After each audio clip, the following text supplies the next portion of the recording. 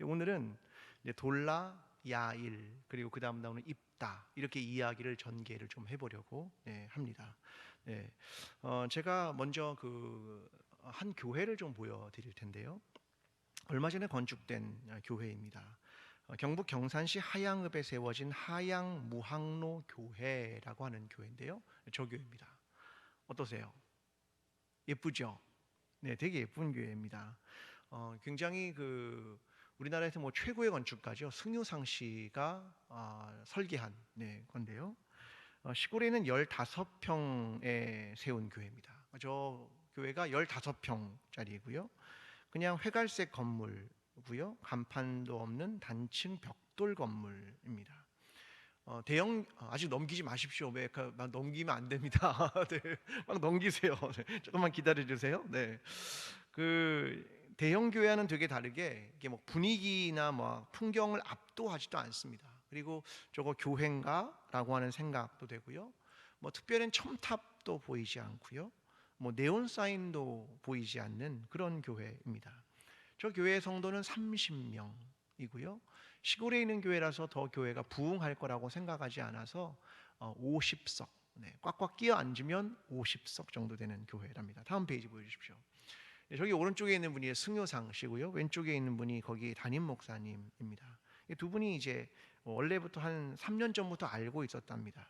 그런데 이제 목사님들은 세상 물정을 잘 모르잖아요. 그래서 교인들하고 이제 건축을 위한 헌금을 걸었는데 물었답니다. 건축가한테 7천만 원짜리 교회를 지을 수 있습니까? 네, 그랬더니 지을 수 있습니다. 그리고 대답하고 시작한 교회입니다. 그러니까 7천만 원 가지고 지은 교회인데요. 이 대표가 승효상 씨가 이제 가지고 있는 생각들이 있습니다. 다음 페이지 보십시오. 이분이 가지고 있는 기본적인 건축의 철학은 뭐냐면 절제라고 하는 겁니다. 그러니까 교회의 교회다움은 뭘까? 그건 절제다, 이렇게 생각하는 거죠. 그러니까 저기에 보면 아주 단순하죠, 그죠? 네, 저기는 강대상도 그냥 똑같은 벽돌로 되어 있습니다. 그리고 여기처럼 강대상이 높지도 않고 그냥 똑같은 평면 위에 있고요. 15평짜리 건물입니다. 다음 페이지 보십시오. 이게 보면 이분이 건축할 때마다 의자가 저렇게 생겼습니다. 의자가 어떻게 생긴 것 같습니까? 사람들이 앉아있는 의자가 직각이죠, 이렇게. 저런 의자에 여러분 앉는다고 생각하면 어떠실까요? 첫째, 잠을 잘 수가 없습니다. 불편해가지고 아무리 졸려도 잠을 못 자는 그런 분위기거든요. 저도 저렇게 비슷한 거 만든 교회를 가봤는데요. 몸이 약간 앞으로 숙여지는 것 같아서 되게 불편합니다. 그러니까 그렇게 구성이 되어 있고요. 벽면에 있는 것들도 특별한 조명을 많이 쓰지 않고 빛이 자연스럽게 들어오는, 그렇게 되어 있습니다. 다음 페이지 보여주십시오. 저게 기도하는 곳입니다. 하늘이 이렇게 열려 있는 아주 단순한 공간이고요. 다음 페이지는 이렇게 생겼습니다. 지역사회 사람들이 와서 누구나 앉을 수 있는 공간, 이렇게 만들었답니다.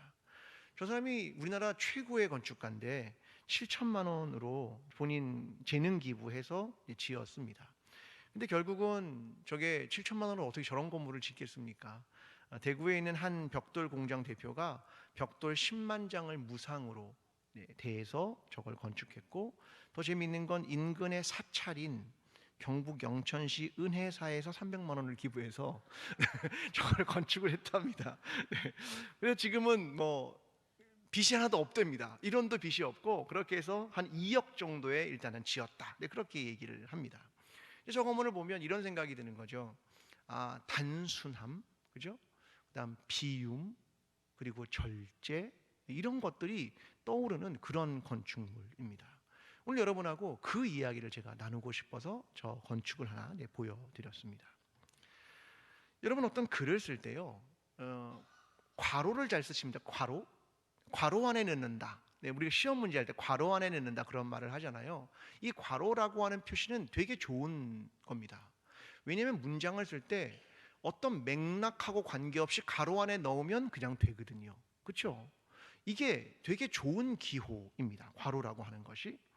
근데 이 사사기의 흐름 속에 저는 괄호 안에 들어가는 것 같은 5명의 사사가 있다고 생각합니다. 오늘 그 사사들 중에 2명, 그리고 그 다음에 나오는 3명, 총 5명의 이야기를 좀 해보려고 합니다. 사사기 10장 1절부터 5절에 2명의 이 괄호 안에 들어갈 만한 소사사라고 하는 사람 2명이 등장하는데, 하나는 우리가 읽은 돌라이고 하나는 야일입니다. 사사기 12장 8절부터 또 3명의 사사가 괄호 넣기처럼 등장합니다. 하나는 입산, 엘론, 압돈. 이들 모두를 뭐라고 부르냐면 소사사라고 부릅니다. 왜 이들을 소사사라고 부를까요? 왜 소사사라고 부를 것 같습니까? 키가 작아서? 아니면요, 오늘 기록이 엄청 짧아서? 아닙니다. 왜 이들을 소사사라고 부르냐면 사사기가 움직이고 있는 패턴에 맞지 않는 사람입니다. 자, 사사기의 기본적 패턴을 우리가 알고 있죠. 이스라엘이 죄를 지었다, 하나님 앞에 하나님을 심판하셨다, 그들이 부르짖었다, 하나님이 사사를 보내 구원하셨다. 이게 기본 패턴이잖아요, 우리가 계속 공부한. 그런데 이 5명의 사사는 그를 오늘 우리가 읽어보면 이런 패턴에 맞지 않습니다. 그들에 대한 기록이 대단히 다르게 기록된다는 것을 알고 있습니다. 특별히 어떤 게 빠져 있냐면 하나님이 그들을 사사로 보냈다라고 하는 구절들이 없다는 사실입니다. 하나님이 그들을 보내지 않았는데 그들이 사사로 기록된 그런 이야기들이 있다는 겁니다. 자, 먼저 10장 1절의 말씀을 좀 보겠습니다. 10장 1절 함께 읽어보겠습니다. 시작. 아비멜렉의 뒤를 이어서 이사갈 사람 도도의 손자 부하의 아들 돌라가 일어나서 이스라엘을 구원하니라.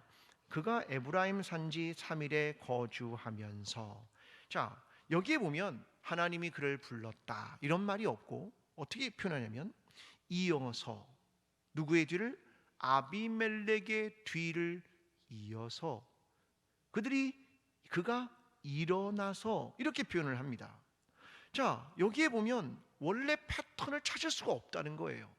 굉장히 다르게 기록됐다라고 하는 게 여기서 되게 중요한 포인트입니다. 자, 굉장히 짧죠. 자, 돌라는 딱 2절이죠. 1절과 2절. 자, 그런데 이 짧은 기록 속에 몇 가지 알 수 있는 내용이 있습니다.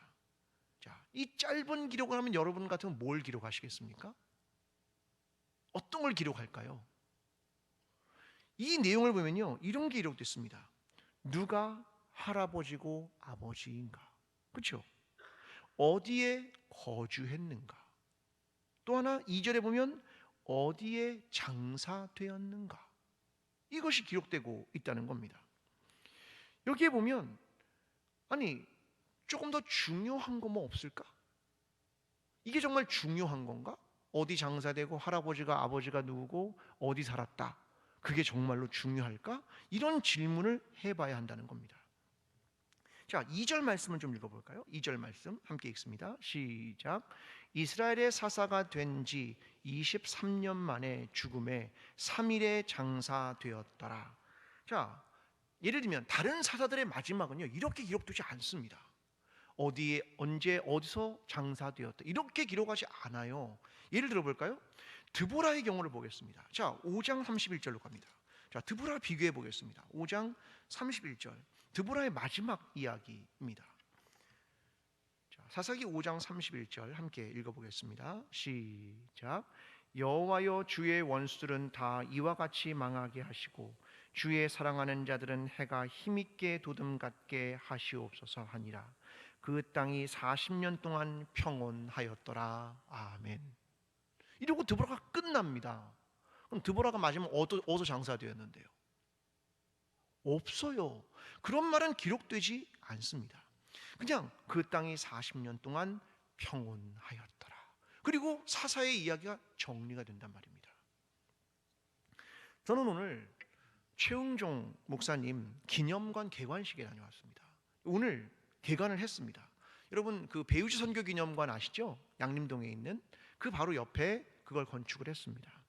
근데요, 사실 그 건축은요 완공된 지 이미 수개월이 지났습니다. 근데 그동안 개관식을 안 했어요. 이유가 뭔지 아십니까? 왜 개관을 안 했을까요? 건물 다 지었는데. 안에 들어갈 유물이 없는 겁니다. 안에 들어갈 유물이 별로 없는 거예요. 왜 그럴까요? 남긴 게 없습니다. 오방 최웅정 목사님은요, 남긴 게 없어요.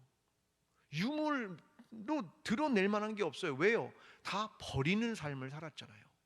서서평도 마찬가지죠. 남긴 유물이 없어요. 그러니까 그런 분들은 기념관을 만들기가 너무 어려운 겁니다. 그럼 뭘 거기다 했을까요? 스토리. 그밖에 없습니다. 유물은 없고 뭐만 있느냐? 스토리만 남은 겁니다. 여러분, 복음적인 삶은 정말 무엇일까 생각해 보는 거죠.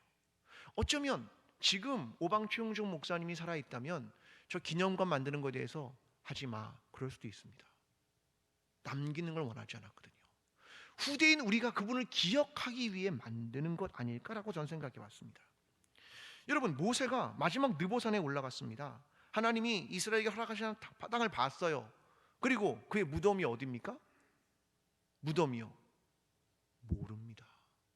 아무도 모르는 겁니다. 남긴 게 없다는 겁니다. 반대로 기드온을 보십시오. 기드온이 마지막에 뭘 만들었습니까? 금으로 만든 에봇. 그걸 사람들이 어떻게 섬겼냐? 음란하게 섬겼다, 이렇게 기록합니다. 뭔가를 남길 땐 오히려 역으로 사람들이 그것을 섬겼다, 이렇게 표현하는 겁니다. 여러분, 예수님이 돌아가신 무덤이 어딘데요? 어디서 장사됐는데요? 그 무덤이 어디 있습니까? 전 이스라엘에 안 가봐서 모르는데 무덤 이스라엘 가서 보신 분 있으십니까? 그 무덤 맞나요? 어떤 분이 이렇습니다. 나무 조각 찾았답니다. 이게 십자가의 일부분이랍니다. 그거 대단하다. 어떤 분이 이렇게 얘기해요. 시체를 쌌던 세마포랍니다. 이게 예수님 쌌던 세마포야. 막 대단하게 막 여깁니다. 엄청난 것처럼요.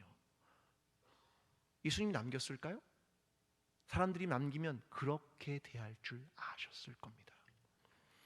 여러분, 다른 사사들은요, 기록조차 없습니다. 그런데 이상하게 이 소사사들은 어디에 장사되었는가를 기록하고 있습니다. 이게 차이입니다. 여러분, 오늘 우리는 무엇을 남길 것입니까? 자기가 가진 유품 중에 뭐 잘 남기고 싶은 거 있으십니까? 아니면 어떤 이야기를 남기고 싶으십니까? 오직 주님을 사랑했다고 하는 것, 우리가 이웃을 사랑했다는 그 아름다운 이야기, 내가 복음의 말씀에 따라 살았다는 그 이야기, 그것만이 저와 여러분의 죽은 이후에 그 이야기만이 남겨지고 사람들이 그것만을 기억하게 되는 것, 그러한 삶을 살게 되는 저와 여러분의 삶이 되기를 간절히 기도합니다. 자, 오늘 10장과 12장에 5명의 사사들에 대한 이야기를 합니다. 그런데 앞에 둘, 뒤에 셋입니다. 근데 그 사이에 끼어있는 한 사람이 있습니다. 누구냐? 입다입니다. 입다라고 하는 사사가 하나 끼어있는데요, 그 앞뒤로 5명이 배치되고 있습니다. 자, 여러분, 입다의 이야기를 우리가 잘 아는 게 하나 있죠. 자, 입다 하면 딱 기억나는 게 하나 있습니다. 뭡니까? 그에겐 무남농녀 딸이 있었다, 그거잖아요. 그렇죠? 1여름대회는 다 아시잖아요. 무남농녀 딸이 있었는데 어떻게 했습니까? 입다가 전쟁터에 갔다가 먼저 맞으러 오는 사람한테 내가 하나님께 제물로 드리겠습니다 그랬는데 누가 왔습니까? 무남농녀 딸이 왔죠. 그 딸을 제물로 드렸습니다. 그러니까 후손이 있습니까? 없습니까? 없다, 그겁니다. 후사가 없다, 이겁니다.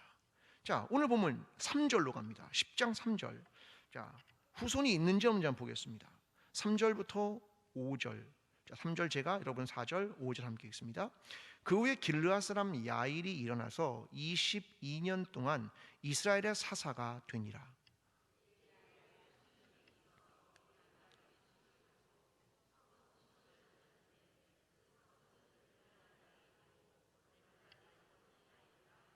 함께 있습니다. 야일이 죽음의 가문에 장사되었더라. 아멘. 자, 야일 얘기를 합니다. 근데 야일은 후손이 몇 명입니까? 30명. 30명이 다 뭐 했는데요? 어린 낙이 30을 탔다. 그리고 30개 성읍을 가졌다. 그죠? 입다와 완전히 다른 얘기를 하고 있는 겁니다. 누구는 아무 후손도 없고, 이 사람은, 야일은 30명의 자손이, 아들이 30마리의 나귀를 타고 30개의 성읍을 가졌다. 이 이야기를 하고 있단 말입니다. 자, 12장에 나오는 입산이라는 소사사를 볼까요? 12장 8절로 갑니다. 12장 8절로 갑니다. 자, 8절, 9절, 10절입니다. 자, 똑같은 패턴을 읽습니다. 자, 제가 8절, 9절, 10절을 같이 읽습니다. 그 뒤를 이어 베들레헴의 입산이 이스라엘의 사사가 되었더라.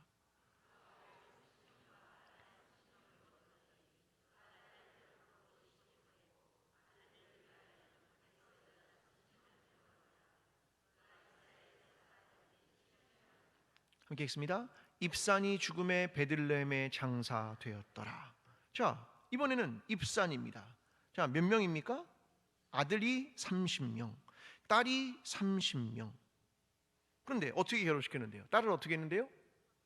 딸을 밖으로 보냈다. 이 말은 우리 내부가 아니야, 밖으로 보냈다는 겁니다. 그죠? 또 30명의 며느리를 데리고 온 겁니다. 이게 무슨 말인지 압니까? 정략 결혼입니다. 주변의 종족과의 평화를 위한 정략 결혼을 했다. 그 얘기를 하는 겁니다. 또 볼까요? 압돈. 자, 13절부터입니다. 12장 13절부터 15절입니다. 그 뒤를 이어 바라돈 사람 힐렐의 아들 압돈이 이스라엘의 사사가 되었더라.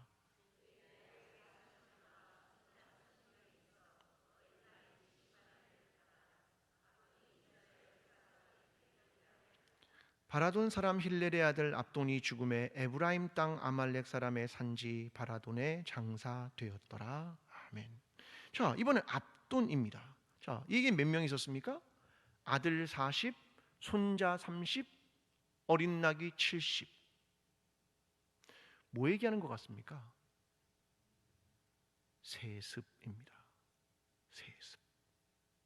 그들의 자녀들이 이렇게 많은 이야기를 계속하고 있는 겁니다. 대를 이어 영향력을 행사하는 것에 대한 얘기입니다.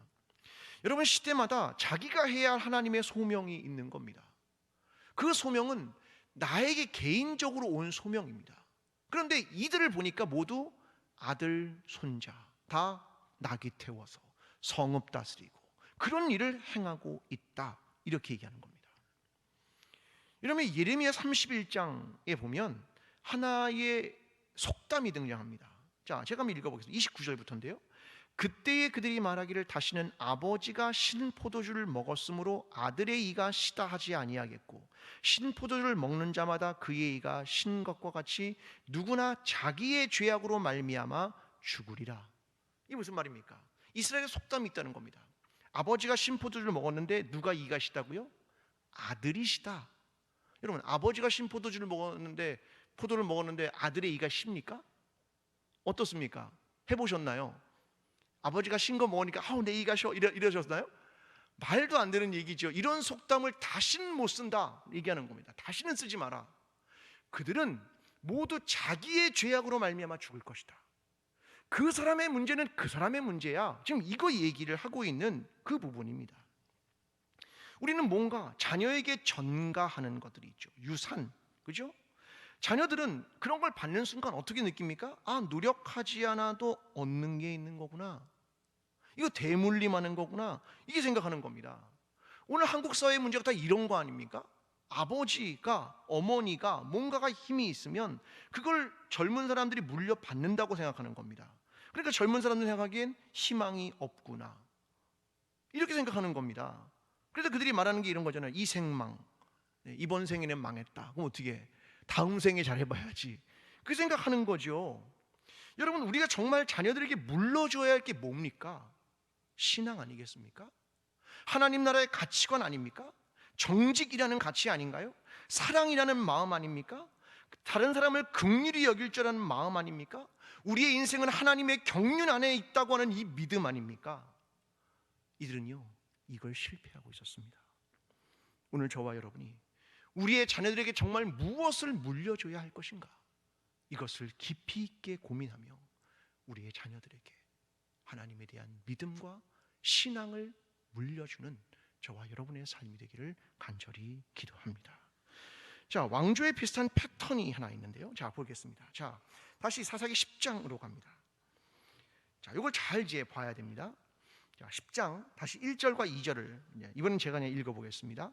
아비멜렉의 뒤를 이어서 이사갈 사람 도도의 손자 부하의 아들 돌라가 일어나서 이스라엘을 구원하니라. 그가 에브라임 산지 3일에 거주하면서 이스라엘의 사사가 된 지 23년 만에 죽음에 3일에 장사되었더라. 자, 이걸 머리에 이제 넣어놓는 겁니다. 아, 이런 얘기들이 있구나. 이거를 하나 비교를 해보겠습니다. 자, 열왕기상 11장으로 갑니다. 열왕기상 11장입니다. 43절입니다. 열왕기상 11장 43절입니다. 구약성서 534면 열왕기상 11장 43절입니다. 자, 솔로몬의 얘기입니다. 솔로몬. 자, 42절을 제가 43절을 여러분 읽겠습니다. 솔로몬이 예루살렘에서 온 이스라엘을 다스린 날수가 40년이라.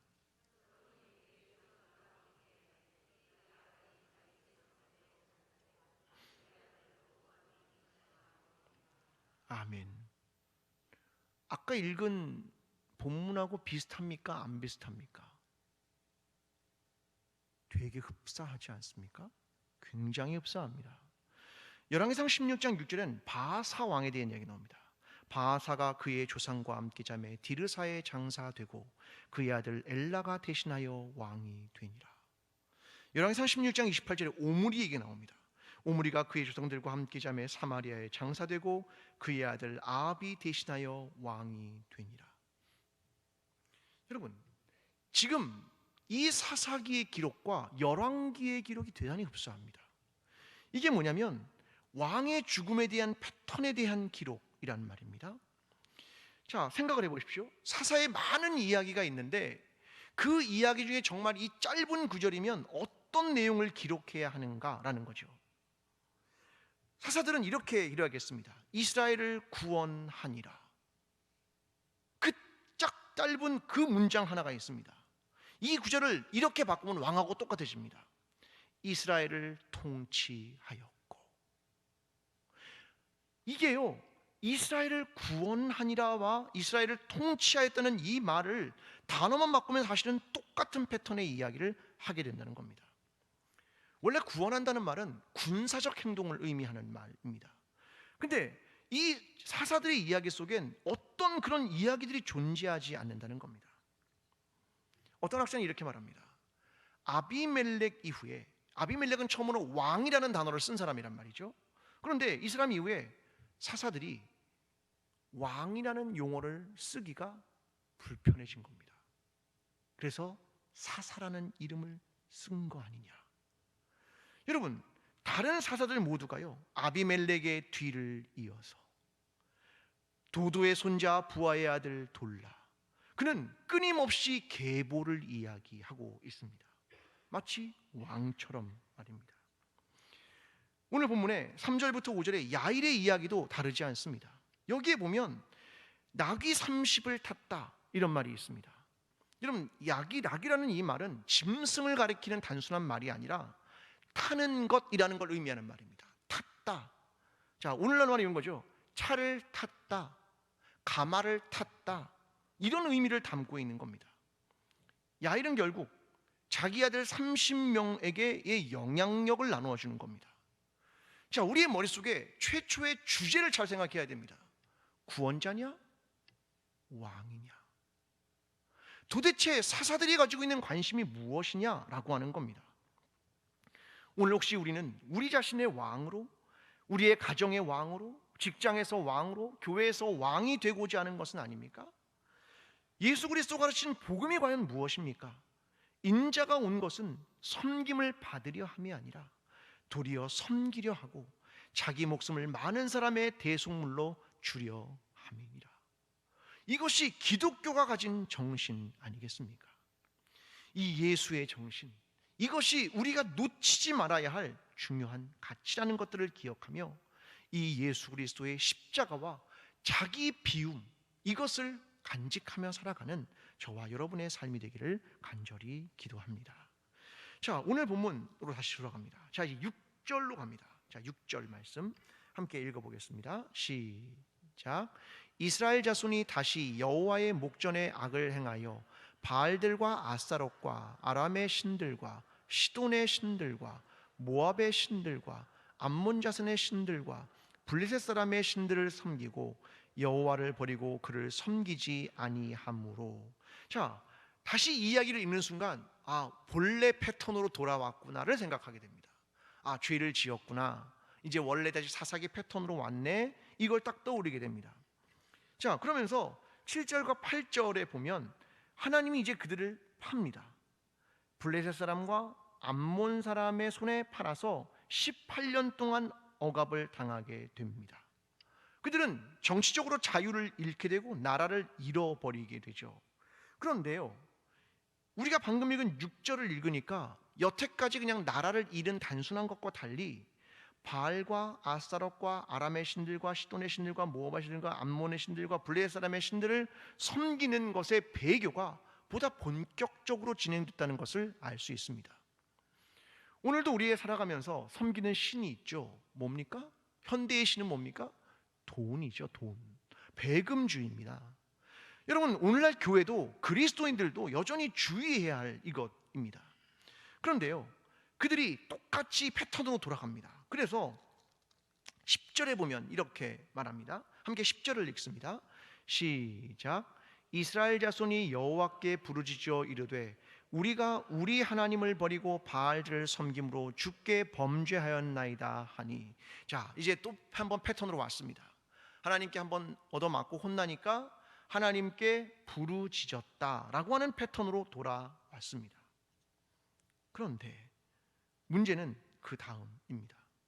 13절과 14절에 하나님이 다른 이야기를 꺼내고 있습니다. 자, 제가 13절 여러분 14절을 읽습니다. 너희가 나를 버리고 다른 신들을 섬기니 그러므로 내가 다시는 너희를 구원하지 아니하리라.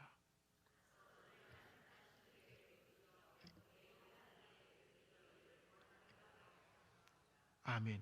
여태까지는 부르짖음 하나님이 어떻게 했어요? 야, 구원해 줄게. 왜? 하나님 안에는 긍휼이 있거든요. 내가 너희를 구원해 줄게. 그러신 하나님이 지금 13절 14절은 다른 얘기를 합니다. 뭐라고 합니까? 다시는 너희를 구원하지 아니하리라. 야, 너희가 택한 신들에게 부르짖어. 그 다른 신들에게 부르짖어. 나는 너희를 구원하지 않을 거야. 하나님은 이런 이야기를 하고 계십니다. 마치 노아의 홍수를 보는 것 같습니다. 창세기 6장 7절에 이렇게 말합니다. 이르시되 내가 창조한 사람을 내가 지면에서 쓸어버리되 사람으로부터 가축과 기는 것과 공중의 새까지 그리하리니 이는 내가 그것들을 지었음을 한탄함이니라 하시니라. 하나님은 한탄을 시작한 겁니다. 오늘 보면 16절은 이런 이야기를 다시 합니다. 자기 가운데 이방 신들을 제하여 버리고 여호와를 섬김에 여호와께서 이스라엘의 곤고로 말미암아 마음에 근심하시니라. 하나님이 마음에 근심하신 겁니다. 야, 어떻게 해? 이 근심을 하나님이 시작하게 된 겁니다. 여러분, 이 다음엔요, 이제 입다라는 사람의 이야기가 시작됩니다. 그런데요, 독특해집니다. 점점 독특해집니다. 내용은 뭐냐면 하나님이 입다를 세웠다, 그렇게 기록하지 않습니다. 누가 세웠냐? 장로들이 세웁니다. 장로들이 사사를 세웁니다. 그게 입다입니다. 마치 이런 거하고 똑같죠. 교회 공동체가 장로님들이 청빙위원회가 담임 목사를 뽑는 거랑 되게 비슷한 겁니다. 근데 점점 어떤 사람을 뽑는데요? 많은 서류를 받고 입맛에 맞는 사람을 뽑고 마음에 안 들면 내보내고, 이게 오늘 한국 교회가 가지고 있는 현실입니다. 여러분, 청빙이라는 말이 영어로 뭔지 압니까? 콜입니다. 콜링. 그죠? 이거는 어떤 말도 콜링이라고 합니까? 소명. 하나님이 부르셨다. 이게 콜링 아니겠습니까? 그 부른 주체가 누구냐면 교회입니다. 근데 교회가 뭔지를 잊은 겁니다. 교회는 사사로운 모임이 아니라 공교회입니다. 이 교회는요, 요한계시록은 이렇게 말합니다. 성령과 우리는. 이 말은 뭐냐면 성령과 우리는 같은 뜻입니다. 이걸 말하는 게 교회라고 하는 뜻입니다. 교회는 이 정도가 교회입니다. 그런데 세상은 점점 하나님의 뜻은 사라지고 사람들의 뜻만 남는 겁니다. 하나님의 이름을 빙자하며 자기의 뜻과 자기가 원하는 것을 챙기는 것들이 일어나고 있는 것이 오늘 한국 교회에 얼마나 많은지 모릅니다. 여기에 하나님의 근심이 있습니다. 여러분, 그리스도인들은 정말로 끊임없이 해야 될 것이 있습니다. 그게 뭐냐면 자기 비움입니다. 내 뜻을 비우고 하나님의 뜻을 찾아가는 것, 내 자리를 내려놓고 하나님의 자리를 내어드리는 것, 다른 신과 돈을 채우지 않고 하나님만을 모시는 것, 이것이 정말 그리스도인의 삶입니다. 오늘 저와 여러분, 이 땅을 살아가는 한 사람의 그리스도인으로서 하나님의 뜻이 무엇인가를 분별하며 오늘 끊임없이 자기를 비우며 하나님 앞에 가까이 나아가는 저와 여러분의 삶이 되기를 간절히 축원합니다. 하나님, 매일이 힘겨운 싸움입니다. 또다시 움켜쥘 것인지, 또다시 내려놓을 것인지,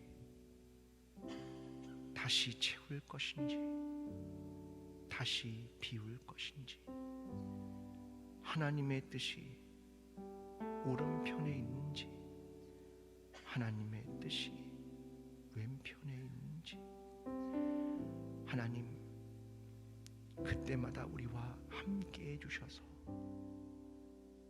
하나님의 마음과 하나님의 뜻을 분별하며 주님께서 원하시는 그 옳은 길로 행할 수 있도록 주님 우리와 함께하여 주시옵소서.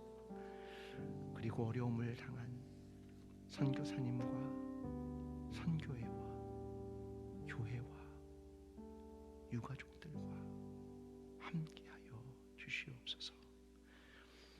이제는 우리를 위하여 십자가를 지시고 부활하신 예수 그리스도의 은혜와 하나님 아버지의 끝없는 사랑과 성령님의 교통하심이 자기 자신을 비우며 예수 그리스도의 뒤를 따라가기를 소원하는 여기에 머리 숙인 모든 하나님의 사람들 머리 위에, 그들의 앞날 위에, 그리고 광주제일교회와 이 나라와 민족 위에 지금부터 영원까지 함께 하시기를 간절히 축원하옵나이다.